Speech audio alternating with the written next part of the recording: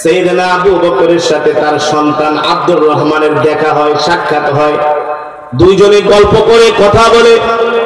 আব্দুর রহমান বলে, আব্বা জান, আপনার কি মনে আছে নাকি যেদিন আপনি বদরের প্রান্তরে যুদ্ধ করার জন্য গিয়েছিলেন, আমি কিন্তু বারবার আপনার দিকে তরবারি নিয়ে আমি তীরে গিয়েছিলাম আপনার কল্লাটা ফালায় দেওয়ার জন্য।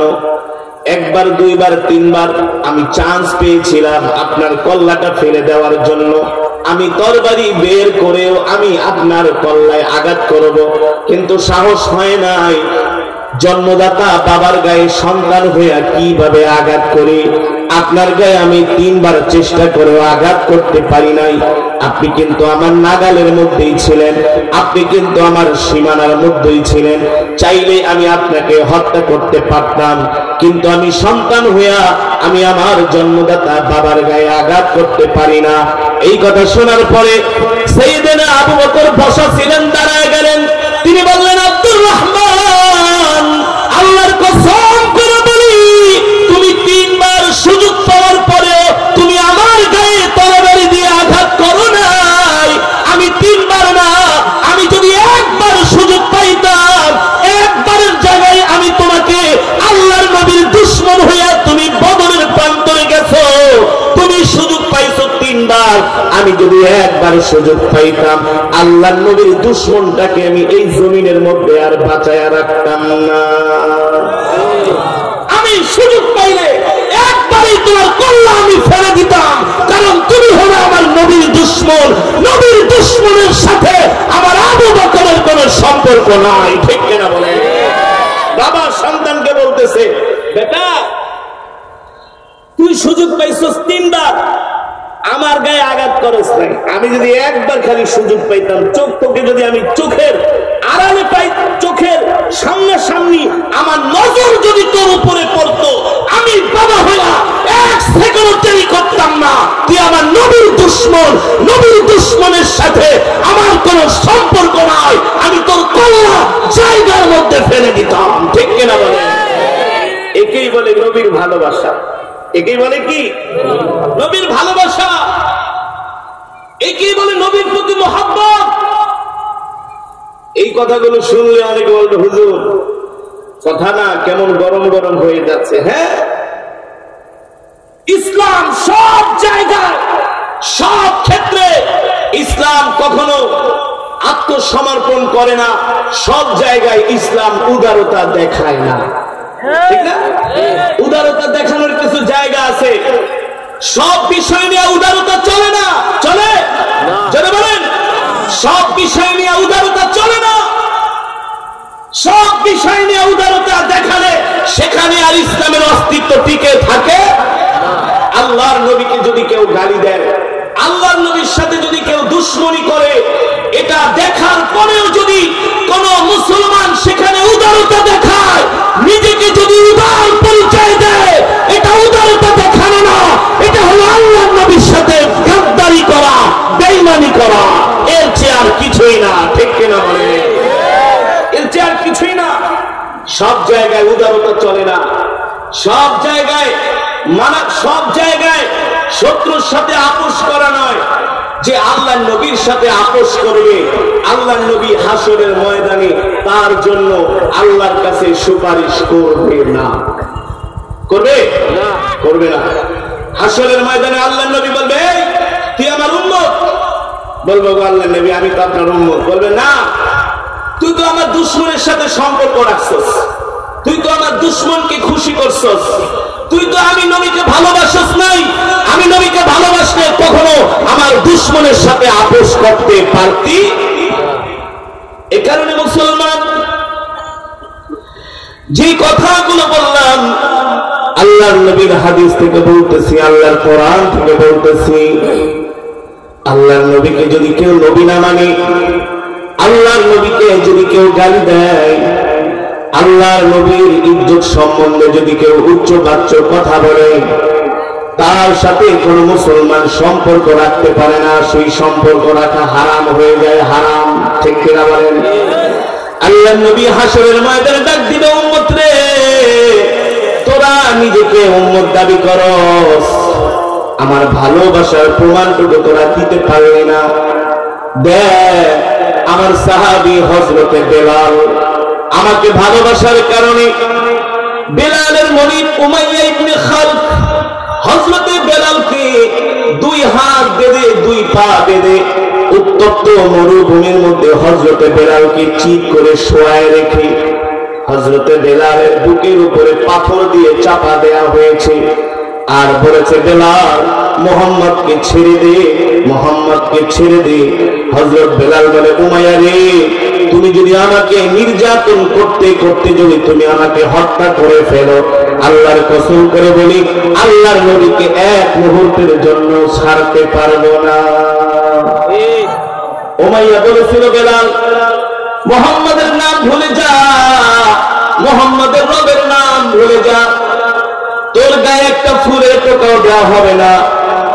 হযরতে বেলাল বলেছে উমাইয়া তুমি আমাকে একবার না দুইবার না, তুমি যদি আমাকে বারবার অত্যাচার করো আমার দিল থেকে আল্লাহর নবীর ভালোবাসা এক মুহূর্তের জন্য উঠাতে পারবা না। এই কথা বলার পরে হযরতে বেলালকে পাগলা ঘোড়ার পায়ের সাথে বেঁধে দিল।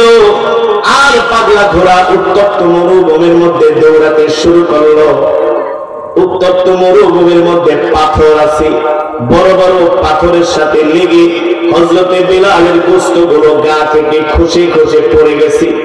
হযরতে বেলালের রক্তে সেই দিন মরুভূমির উত্তপ্ত বালু ঠান্ডা হয়ে গিয়েছিল। হযরত বেলালের রক্তে সেই দিন উত্তপ্ত মরুভূমিটা রক্তাক্ত হয়েছিল। আর হযরত বেলালকে বলা হলো বেলাল ইসলাম ছেড়ে দে, দিন ছেড়ে দে, মুহাম্মদকে ছেড়ে দে, মুহাম্মদের রবকে ছেড়ে দে। হযরত বেলাল বলে উমাইয়া তুমি যদি আমাকে হত্যা করে ফেলো, তুমি যদি এই দুনিয়ার জমিন থেকে আমাকে বিদায় করে দাও, তুমি যদি এর চাইতেও যদি নির্যাতনের মাত্রা অত্যাচারের মাত্রা আমার উপর বাড়ায় দাও, আল্লাহর কসম করে বলি এক সেকেন্ডের জন্য আমি আল্লাহর নবীকে ছাড়তে পারবো না। জোরে বলেন সুবহানাল্লাহ। এই ছিল নবীজির প্রতি ভালোবাসা মহব্বত, এই ছিল নবীজির প্রতি দরদ আর মায়া। দূর থেকে সাইয়েদনা আবু বকর রাদিয়াল্লাহু তাআলা আনহু হযরত বেলালের এই অবস্থা থেকে আবু বকর সহ্য করতে পারলেন না। সাইয়েদনা আবু বকর রাদিয়াল্লাহু তাআলা আনহু কান্না করে দিলেন। বেলালের এই নির্যাতনের ভয়াবহতা দেখে আবু বকর সিদ্দিক কান্না করে দিলেন, সহ্য করতে পারলেন না যে বেলালের উপরে এমন অত্যাচার করা হয়। দৌড়ায় আল্লাহর নবীর কাছে গেলেন, ওগো নবীজি দেখেন দেখেন বেলালকে এইভাবে করে অত্যাচার করতেছি। বেলালকে পাগলা ঘোড়ার পায়ের সাথে বেঁধে দিয়েছে। মরুভূমির মধ্যে ঘোড়া দৌড়ায়, ঘোড়া দৌড়াতে চায় না, পিকায় পিকায় ঘোড়াকে দৌড়ায়। পাহাড়ের সাথে লেগে লেগে হযরতে বেলালের শরীরের গোশতগুলো খসে খসে পড়ে যায়। লোহার রড গরম করে করে হযরতে বেলালকে সেকা দেওয়া হয়। আর বলা হয় বেলাল বল বল, মুহাম্মদকে ছেড়ে দে, মুহাম্মদের রবকে ছেড়ে দে। বেলালকে যতই অত্যাচার করা হয় অত জোরে জোরে বেলাল আহাত আহাত করে শব্দ করে আল্লাহ আল্লাহ রাসূলের নামে জিকির করে আল্লাহু আকবার, আল্লাহু আকবার। আল্লাহ নবী বললেন আবু বকর যান, বেলালকে বলেন একটু আস্তে আস্তে করে আল্লাহর নামের জিকির করতে। সাইয়েদনা আবু বকর সে কানে কানে বলেন বেলাল রে, আল্লাহর নবী বলেছে তোমাকে আস্তে আস্তে করে জিকির করতে, আল্লাহর নাম আস্তে আস্তে করে নিতে। হযরত বেলাল বলে ভাই আবু বকর বিশ্বাস করেন আল্লাহ আল্লাহ রাসূলকে আমি এত ভালোবাসি, এত ভালোবাসি, আমি চাই আল্লাহর নামের জিকিরটা আস্তে আস্তে করে করব, কিন্তু আমি এই মুনাফিকদেরকে দেখলে আমার ঈমানের পাওয়ার এত বেড়ে যায়, আমি আল্লাহর নামের জিকির আস্তে আস্তে করতে পারি না, আমার ঈমান আরো বেড়ে যায়। এই কারণে আরো জোরে জোরে আল্লাহর নামের জিকির করে আল্লাহু আকবার, জোরে বলুন আল্লাহু আকবার। এই কথাগুলো আমাদের কাছে রূপকথা মনে হতে পারে, এই কথাগুলো শুনলে মনে হতে পারে হুজুর কি বলেন, এত নির্যাতন, ভয়াবহ নির্মম নির্যাতনের পরেও বেলাল এমন করে নবীকে ভালোবাসছে। হে যুবক, এমন করে নবীকে ভালোবাসছে, এমন করে সাহাবীরা নবীকে ভালোবাসছে। সাহাবীরা আল্লাহর নবীর গায়ে একটা ফুলের টুকরা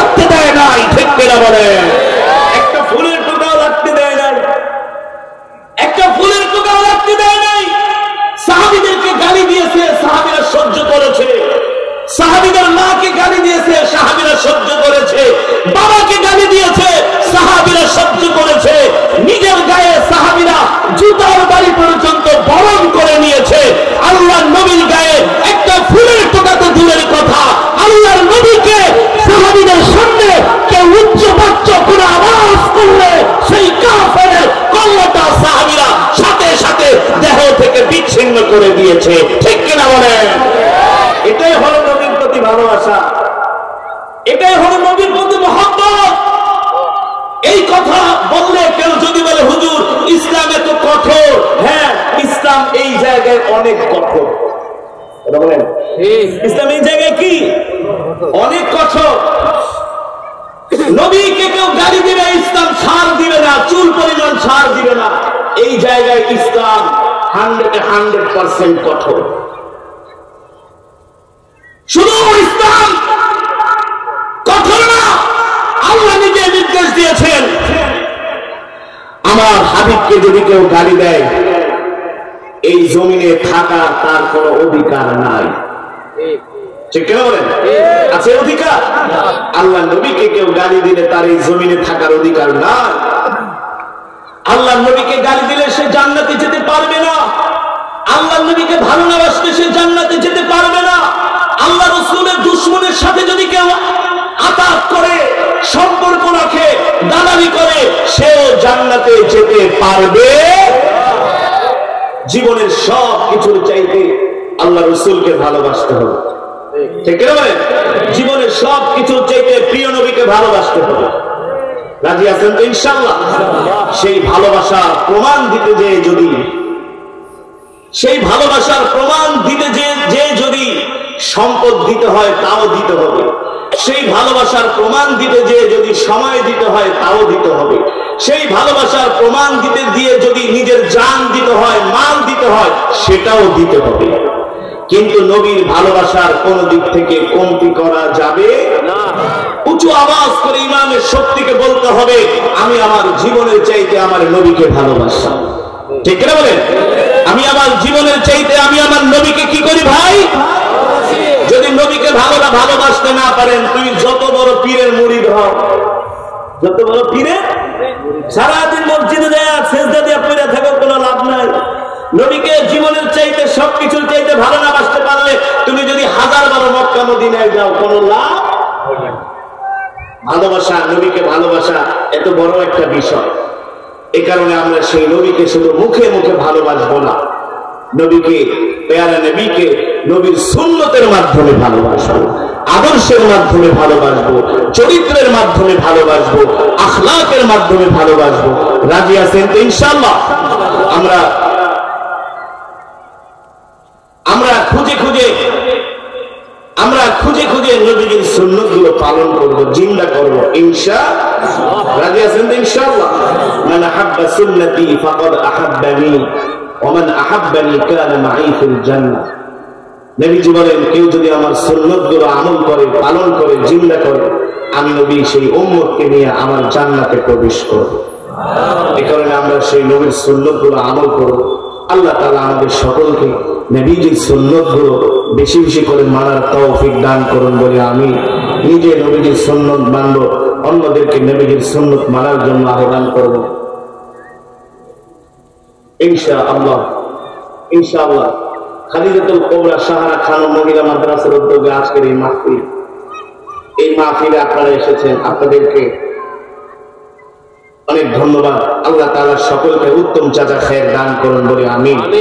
আজকের এই মহিলা মাদ্রাসার যে মাহফিল, এই মাদ্রাসার সাথে সকলেই সম্পর্ক রাখবেন ইনশাআল্লাহ। নবীর এই ঘরকে আপনারা ভালোবাসবেন, আপনাদের সন্তানদেরকে মাদ্রাসায় ভর্তি করাবেন, সমস্ত দ্বীনি মাদারিসের সাথে আপনারা সম্পর্ক রাখবেন ইনশাআল্লাহ। এই মাদ্রাসার যত রকম হাজত আছে, যত রকম এই মাদ্রাসার যা যা দরকার, আপনারা আল্লাহর রাস্তে, আল্লাহর জন্য, আল্লাহ রাসূলের সন্তুষ্টির জন্য আপনারা এই মাদ্রাসার পাশে থাকবেন, মাদ্রাসাকে সহযোগিতা করবেন।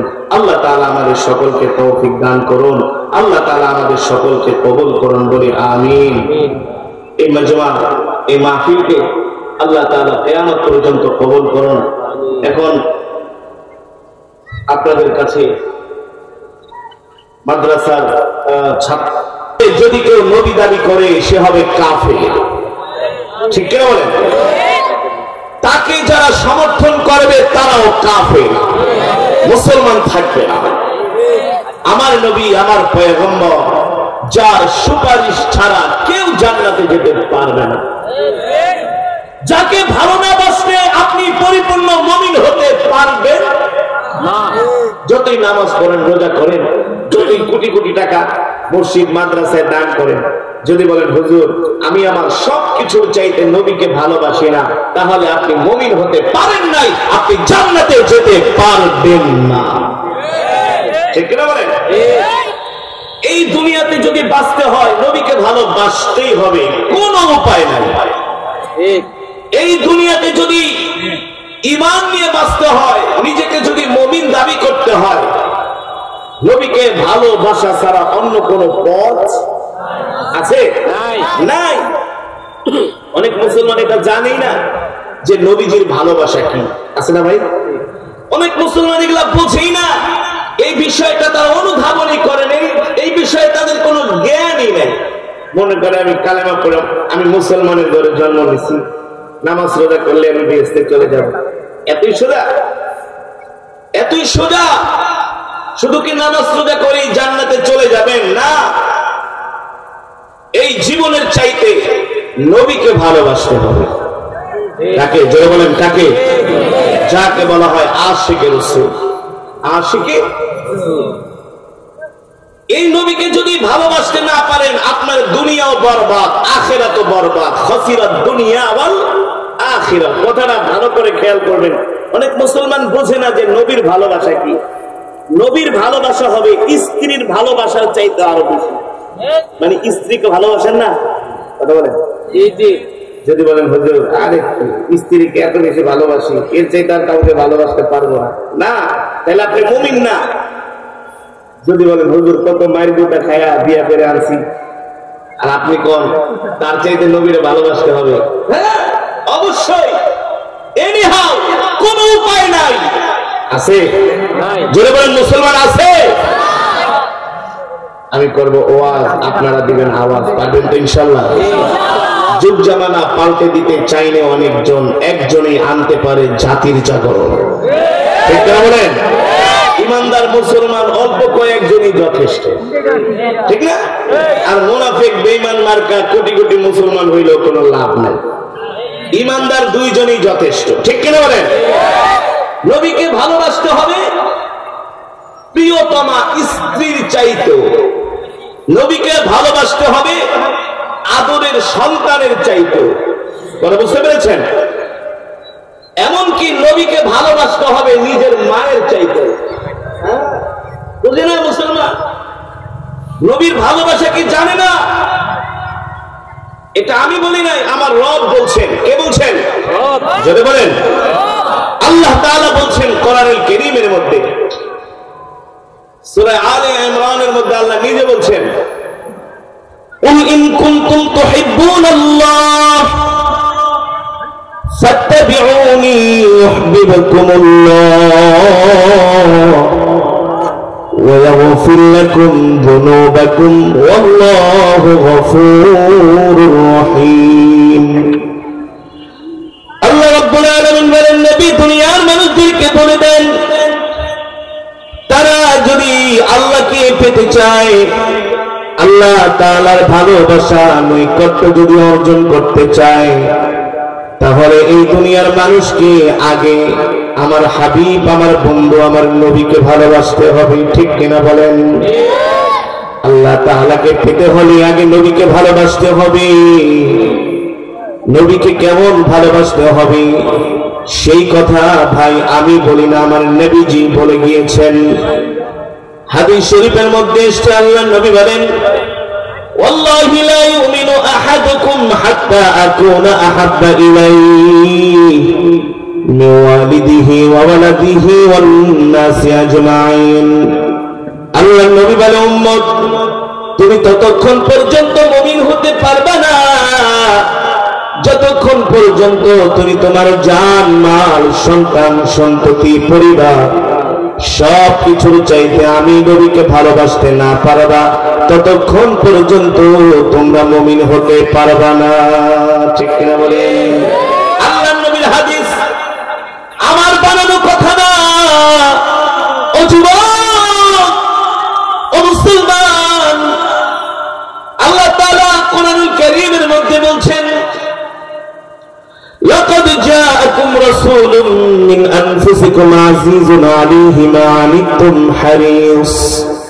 হারিসুন আলাইকুম বিল মুমিনিনা রাউফুর রহিম فإن تولوا فقل حسبي الله لا إله إلا هو عليه توكلت وهو رب العرش العظيم আল্লাহ রাব্বুল আলামিন বলেন নবী দুনিয়ার মানুষদেরকে বলে দেন তোমাদের মধ্য থেকে আমি আল্লাহ তোমাদের জন্য একজন রাসূল পাঠিয়েছি, নবী পাঠিয়েছি, যে নবী কিনা তোমাদেরকে এত ভালোবাসে তোমরা যদি কষ্ট পাও তোমাদের নবীও কষ্ট পায়। সুবহানাল্লাহ। আমরা কষ্ট পেলে আমাদের নবীও কষ্ট পায়, ঠিক না? আমরা দুঃখ পাইলে নবীও দুঃখ পায়, আমরা কষ্ট পেলে নবী কষ্ট পায়, আর নবী কষ্ট পেলে আমরা যদি কষ্ট না পাই এটা তো ভালোবাসা হয় না, হয় একতরফা ভালোবাসা হয় না। আল্লাহ নবীর উম্মত একতরফা ভালোবাসা হয় না, উভয়ের থেকেই ভালোবাসা হতে হয়, ঠিক না? তাহলে সেই ভালোবাসার টিকে, সেই ভালোবাসার মজবুতি আছে, ঠিক না? আল্লাহ নবী নিজে বলেছেন তোমরা আমাকে ভালোবাসবে তোমাদের সব কিছুর চাইতে। আল্লাহু আকবার। স্বয়ং আল্লাহ তাআলা তার হাবিবকে ভালোবাসেন সব কিছুর চাইতে। আল্লাহু আকবার। আল্লাহ তাআলা তার হাবিবের মর্যাদা ঘোষণা করেছেন নবী এই পৃথিবীতে যত পয়গম্বর আল্লাহ তাআলা পাঠিয়েছেন সব পয়গম্বরের চাইতে আমার নবীর মর্যাদা আল্লাহ বাড়িয়ে দিয়েছেন। কিভাবে বাড়িয়ে দিয়েছেন? যত নবীদের উপরে কিতাব নাজিল হয়েছে সব কিতাবগুলো আল্লাহ নিজের হাতে লিখেছেন। পয়গম্বর মুসার উপরে যে তাওরাত নাজিল হয়েছে আল্লাহ তাআলা নিজের হাতে লিখেছেন। পয়গম্বর দাউদ আলাইহিস সালামের উপরে যে জাবুর নাজিল হয়েছে আল্লাহ তাআলা নিজের হাতে লিখেছেন। পয়গম্বর ইউসুফ, পয়গম্বর ঈসা আলাইহিস সালামের উপরে যে ইনজিল নাজিল হয়েছেন আল্লাহ তাআলা নিজের হাতে লিখেছেন। কিন্তু আমার নবীর উপরে আল্লাহ যে কোরআন নাজিল করেছেন এই কোরআন হলো আমার আল্লাহর জবানের কালাম। কোরআন আল্লাহ তাআলার কালাম, কোরআন আল্লাহ তাআলার কিতাব। এই কোরআন আমার নবীর উপরে নাজিল করেছেন। আমার নবীর মর্যাদা সবচেয়ে বেশি, ঠিক কিনা বলেন? সেই কোরআনের মধ্যে আল্লাহ তাআলা বলতেছেন তোমরা যদি আমাকে পেতে চাও আগে আমার হাবিবকে ভালোবাসো। আল্লাহু আকবার। আমার হাবিবের আনুগত্য করো, আমার হাবিবের ইতাআত করো। আর যদি তোমরা আমার হাবিবকে ভালোবাসো আমি আল্লাহ তোমাদের সব গুনাহগুলো ক্ষমা করে দিব। নবীকে ভালোবাসলে আল্লাহ গুনাহগুলো ক্ষমা করে দেয়, ঠিক কি? আজকে আমরা সেই নবীকে মুখে মুখে ভালোবাসি, আজকে নবীকে আমরা অন্তর দিয়া ভালোবাসি না, কলিজা দিয়া ভালোবাসি না, জীবনের চাইতে ভালোবাসি না। যদি সেই নবীকে আমরা জীবনের চাইতে ভালোবাসতে পারতাম তাহলে কাদিয়ানীরা কখনো আমার নবীর খতমে নবুয়তের চেয়ার নিয়ে টানাটানি করার সাহস পেত না, ঠিক কিনা বলেন? 95% মুসলমানের দেশে কাদিয়ানীদের কিভাবে সাহস হয় পঞ্চগড়ে ইজতেমা করার, ঠিক কিনা বলেন? কাদিয়ানীরা কিভাবে ইজতেমা করে, কিভাবে ওরা নিজেকে মুসলমান পরিচয় দেয়? ওরা তো হলো কাফের, ঠিক কিনা বলেন? ওরা কি এই কাফেরের বাচ্চারা কিভাবে বাংলার জমিনে পঞ্চগড়ে ইজতেমা করে? যদি রাসূলের আশিক এই বাংলার জমিনে থাকতো কাদিয়ানীরা এত বড় দুঃসাহস দেখাতে পারতো? কিন্তু রাসূলের সাহাবীরা কেমন ছিলেন? নবীর দুশমনের সাথে সাহাবীরা কোনোদিন কথাই বলতেন না। নবীর দুশমনদেরকে পাইলে সাহাবীরা হত্যা পর্যন্ত করতেন, কোনো কথা নাই। একজন সাহাবী আল্লাহর নবীর কাছে আসছে, নবী ডাক রাহমাতুল্লিল আলামিন ডাক দিয়ে বলে সাহাবী তুমি কি জান্নাতে যেতে চাও? সাহাবী বলে ও আল্লাহর নবী আমি জান্নাতে যেতে চাই। মুসলিম শরীফের হাদিস। নবীজি জিজ্ঞেস করলেন তুমি যে জান্নাতে যেতে চাও তোমার কি আমল আছে? তোমার কি আমল আছে? জোরে বলেন, জোরে বলেন। তুমি যে জান্নাতে যেতে চাও সাহাবী তোমার কি এমন আমল আছে? সাহাবী বলে গো আল্লাহর নবী আমার কোনো আমল নাই, আমি আপনাকে ভালোবাসি। কি করি? আবার নবীজি জিজ্ঞেস করলেন জান্নাতে যেতে চাও? বলে যেতে চাই। কি আমল আছে? বলে তেমন কোনো আমল নাই, আপনাকে ভালোবাসি। কয়বার? কয়বার? তৃতীয়বার আল্লাহ নবী জিজ্ঞেস করলেন সালাসা মাররা, জান্নাতে যেতে চাও? বলে জান্নাতে যেতে চাই। কি আমল করো? বলে আপনাকে জীবনের চাইতে ভালোবাসি। আল্লাহু আকবার। নবীজি বললেন সাহাবী, এই যে তুমি আমাকে ভালোবাসো, আমার প্রতি তোমার এই ভালোবাসাই তোমাকে জান্নাতে নিয়ে যাবে। আর যারা বলেন সুবহানাল্লাহ। নবীজিকে সাহাবীরা কেমন ভালোবাসতেন? ইসলামের ইতিহাসে একটা যুদ্ধ হয়েছিল, সেই যুদ্ধের নাম হলো বদরের যুদ্ধ। নাম শুনছেন? কোন যুদ্ধ? সেই বদরের যুদ্ধে মুসলমানদের সংখ্যা ছিল মাত্র 313 জন, আর কাফেরদের সংখ্যা ছিল 1000। ঠিক কিনা বলেন? সেই বদরের যুদ্ধে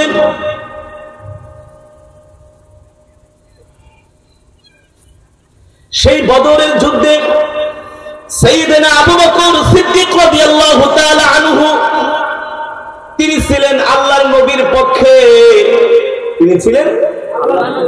আর আবু বকর সিদ্দিক রাদিয়াল্লাহু তাআলা আনহুর সন্তান, তার নাম হলো আব্দুর রহমান, তিনি ছিলেন আবু জেহেলের পক্ষে। তার মানে বাবা এক পক্ষে, সন্তান। বাবা ছিলেন আল্লাহর নবীর পক্ষে সাইয়েদনা আবু বকর রাদিয়াল্লাহু তাআলা আনহু। আল্লাহু আকবার। আর সন্তান আব্দুর রহমান হলেন আবু জেহেলের পক্ষে। যুদ্ধ লেগে গেল দুই দলের সাথে। ছেলে আবু জেহেলের পক্ষ হয়ে যুদ্ধের ময়দানে, আর আল্লাহর নবীর পক্ষে সাইয়েদনা আবু বকর সিদ্দিক রাদিয়াল্লাহু তাআলা। যুদ্ধ লেগে গেল। আব্দুর রহমান দেখতেছেন তার পিতা আবু বকর অস্ত্র নিয়ে ময়দানে কাফেরদের সাথে লড়াই করতেছেন। দূর থেকে একজন কাফের আব্দুর রহমানকে বলে, আব্দুর রহমান, ওই যে দেখো তোমার বাবা মুহাম্মদের পক্ষে আসছে যুদ্ধ করার জন্য, যাও তুমি তোমার বাবাকে হত্যা করো, তাহলে কিন্তু তোমার প্রমোশন বেড়ে যাবে। কি বেড়ে যাবে? কারণ বাবাকে যদি সন্তান হত্যা করে, তাহলে তো স্বাভাবিক আবু জেহেল অনেক খুশি হবে, হবে না? যদি সন্তান হইয়া আমার পক্ষ থেকে, আমার পক্ষ হইয়া তোমার বাবাকে হত্যা করেছে, তুমি হলে আমার একমাত্র বন্ধু, যার জন্য তুমি তোমার বাবাকে হত্যা করেছো। তোমার বাবার চাইতো তুমি আমাকে ভালোবাসো, দলকে ভালোবাসো, ঠিক আছে? কারণ তুমি তো এই দলের হয়ে আসছো যুদ্ধ করতে। আব্দুর রহমান বলেন, আমি তরবারিটা খাপ থেকে বের করছি, দেখি আমার বাবা একেবারে আমার কাছে চলে আসছে। এক আঘাত করলেই বাবার কল্লাটা দেহ থেকে বিচ্ছিন্ন হয়ে যায়। এক আঘাত করলেই সাইয়েদনা আবু বকরের কল্লাটা দেহ থেকে বিচ্ছিন্ন হয়ে যায়। আব্দুর রহমান বলেন, একবার না, দুইবার না, আমি তরবারি বের করি, আমার বাবার কল্লায় আমি আঘাত করব, কল্লাটা জমিনে পড়ে যাবে। আমি দুইবার আঘাত করতে যাই, আবার থমকে গেলাম। কিভাবে সন্তান হইয়া বাবার গায়ে আঘাত করি তরবারি দিয়া? এই বাবার থেকেই তো আমার জন্ম, ঠিক না?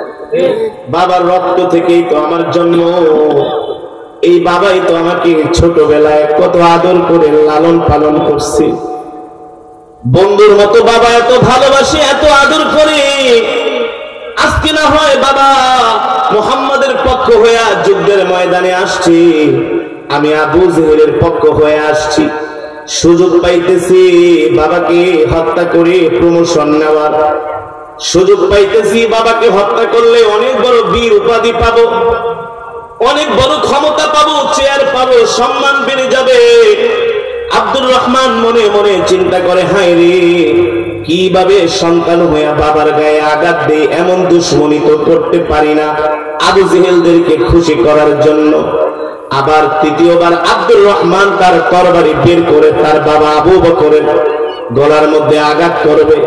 তৃতীয়বার ওই চিন্তা করে আব্দুর রহমান বলে, যখন ছোট ছিলাম কথা বলতে পারতাম না, বাবাই তো আদর করে খাওয়াইতো, বাবাই তো ডক্টরের কাছে নিয়ে যেত, অসুস্থ হলে বাবাই তো কত আদর করে সেবা যত্ন করে সুস্থ করত। আজকে সেই জন্মদাতা বাবার গায়ে কিভাবে আঘাত করি? আব্দুর রহমান বলে, একবার দুইবার তিনবার পর্যন্ত আমি আঘাত করতে যাই, বাবার গায়ে আঘাত করতে পারি নাই, কারণ বাবাকে আমি অনেক ভালোবাসি। বদরের যুদ্ধ যখন শেষ হয়ে যায়, একদিন সাইয়েদনা আবু বকর সিদ্দিক রাদিয়াল্লাহু তাআলা আনহু আর তার সন্তান আব্দুর রহমান বদরের যুদ্ধে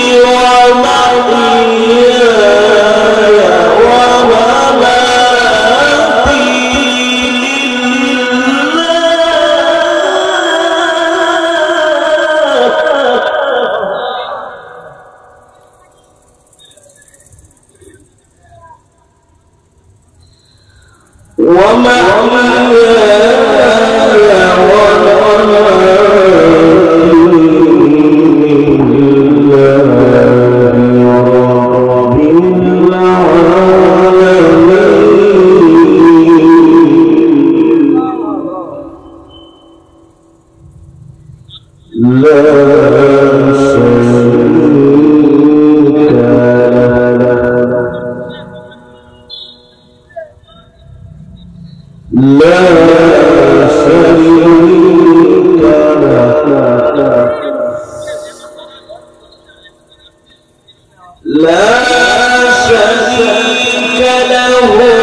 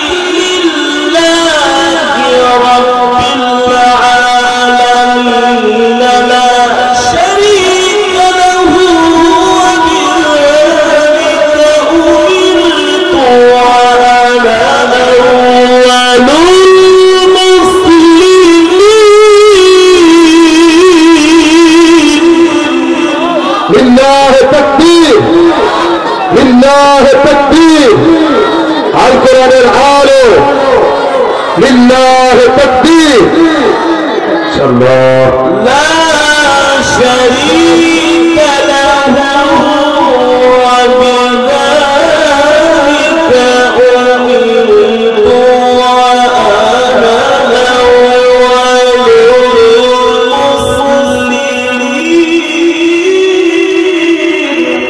الله الله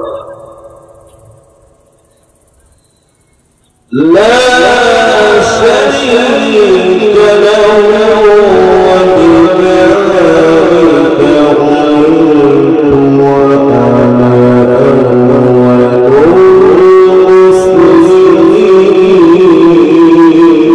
المسلمين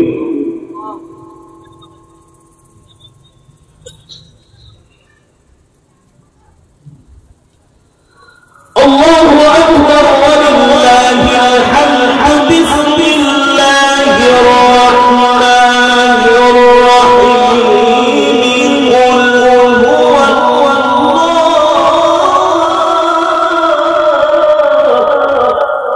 الله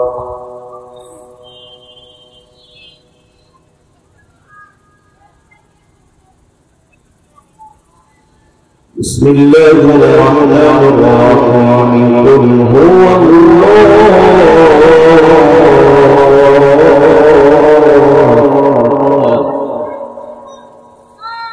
قل هو الله أحد الله الصمد لم يلد ولم يولد لم يلد ولم يولد ولم يكن له كفوا أحد بسم الله الرحمن الرحيم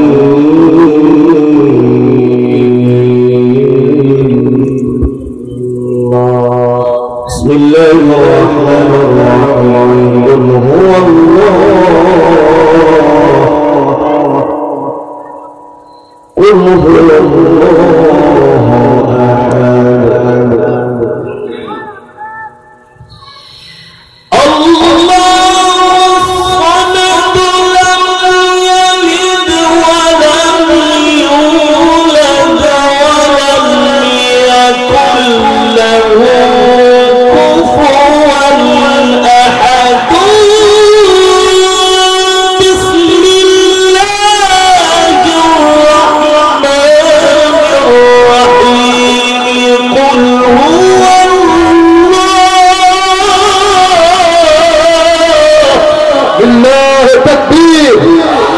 لله تكبير القرآن الآله لله تكبير بسم الله الرحمن الرحيم قل هو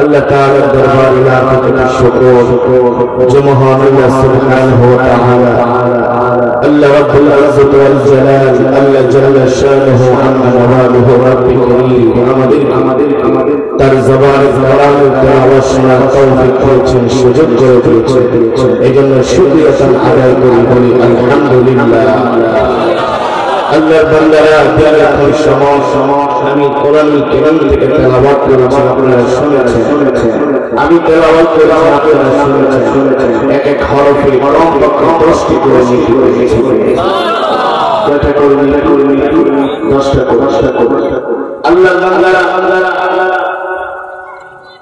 এই মাজমুআয় এই অধিবেশনে যারা উপস্থিত হয়েছেন সকলে এক খতম করে কোরআনুল কারীমের সওয়াব পেয়েছেন খুশি নাকি মজা খুশি এক একজনে এক এক খতম করে কোরআনুল কারীমের সওয়াব পেয়েছে আল্লাহর বান্দারা কোরআন আল্লাহ তাআলার জবানের কালাম ঠিক কি না বলেন এই পৃথিবীতে রব্বি কারীম অনেক পয়গম্বর সৃষ্টি করেছেন সব পয়গম্বরের চাইতে সব নবীদের চাইতে আমাদের নবীর সবচেয়ে সম্মান এবং মর্যাদা বেশি ঠিক না আমরা সেই নবীর উম্মত যাকে বলা হয় ইমামুল আম্বিয়া সমস্ত নবীদের ইমাম সুবহানাল্লাহ বলেন সাইয়্যিদুল মুরসালিন সমস্ত নবীদের সরদার সুবহানাল্লাহ বলেন খাতামুন নবিয়্যিন আমার নবীর পরে আর কোন নবী এই পৃথিবীতে